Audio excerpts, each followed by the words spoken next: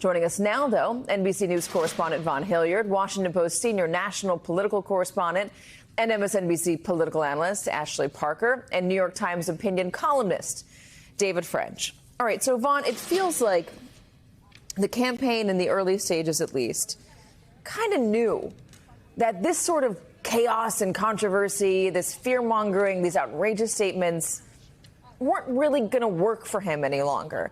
They were trying to make him into somebody who would talk more about policy. But something feels like it changed in the past couple weeks. Like there's something that's broken within the campaign. Are you seeing any evidence of that from your reporting, from your experience with Donald Trump on the campaign trail?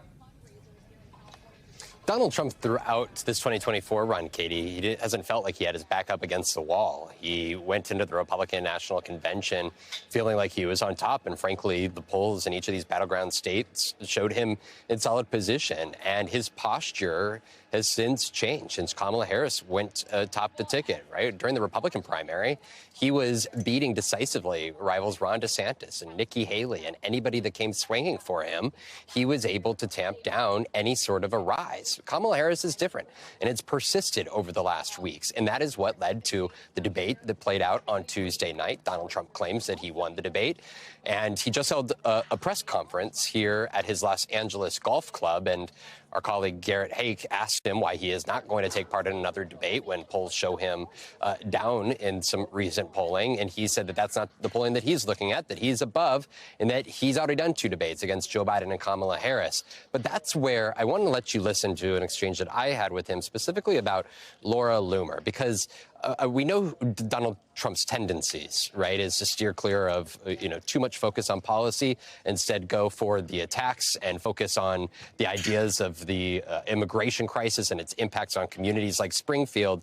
And yet then he welcomes somebody like Laura Loomer, America's preeminent conspiracy theorist, if you may, onto his plane here in the closing days before early ballots go out. And so I wanted to try to give Donald Trump the benefit of the doubt on the line of whether he was familiar with these conspiracy theories that Laura Loomer has promoted, because he told another reporter here this afternoon that he was unfamiliar with them and that he would have to go back and check, which led me to ask him, number one, well, what value does he think that she brings? Why travel around with Laura Loomer? And number two, had nobody on his campaign or anybody told him about these conspiracy theories? Take a listen.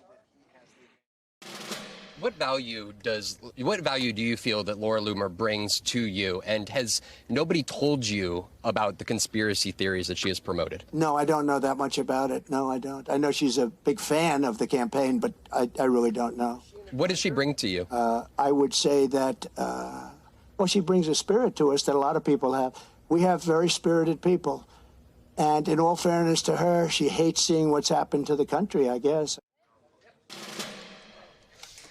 So you have a Republican nominee here a month and a half before the election here who sees the polling, and he is frustrated. He claims the 2020 election was stolen from him. And there's a question about the information flow and whether there is any barrier within the campaign to people like Laura Loomer or some of these conspiracy theories, like stemming from Springfield, that make their way to him and that he then goes and repeats on a national stage in front of 70 million people during a presidential debate. Yeah, I'm going to ask another version of this. Having Laura Loomer on the plane with him, I wonder, would Laura Loomer get on the plane with him? Would she be able to get past people in the campaign 3 months ago when it was Susie Wiles and Chris LaCivita who were only at the top? He's let some people back in from 2016, 2015, Ashley, that he fired back then that, were kind of on the outskirts and were trying to get back in. He's let some of those folks back into the campaign now. And is it because that they're back that suddenly people like Laura Loomer now have more unimpeded access to Donald Trump? Am I being way too generous?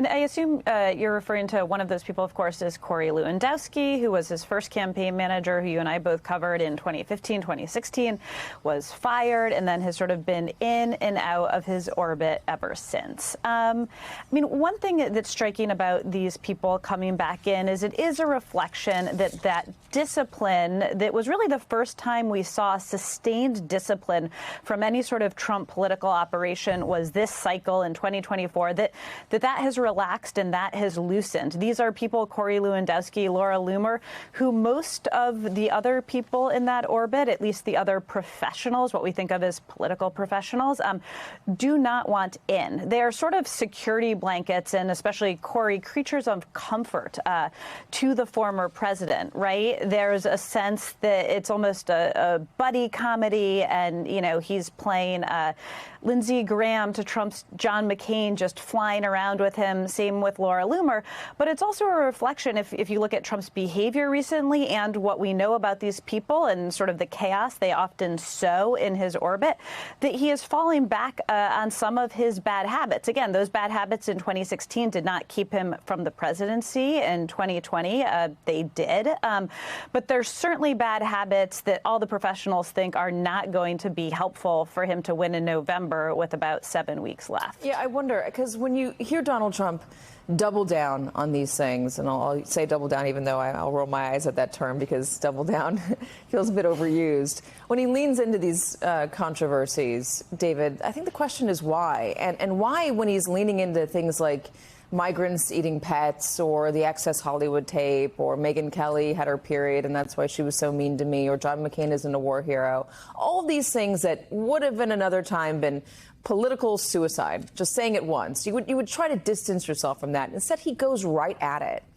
Why does he keep doing it? Well, part of the reason back in 2015 and 2016, and up until now, maybe, it was that his base loved it. They loved the idea that when everybody got mad at Donald Trump, the media, the elites, you know, the Democrats or people in the establishment, I mean, this is what they would call everybody who would get upset about it. If they were upset about it or offended about it, they would think, great, you're owning the libs, you know, you're making them cry. And I love that you're not caring, even though you're saying outrageous things. You're fighting for us.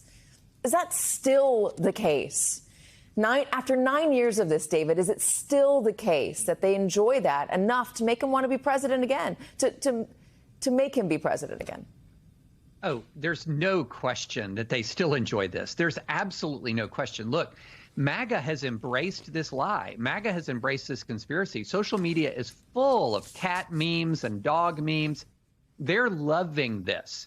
And the other thing you have to remember is Trump loves who he is. This is who he is, and Trump loves who he is. And part of his own personal narrative is that he won in 2016 being Donald Trump. And he feels like in 2020, he was surrounded by people who weren't as loyal to him. You know, Mike Pence, Attorney General Barr, like you name all of the people who are trying to hold him back and to restrain him.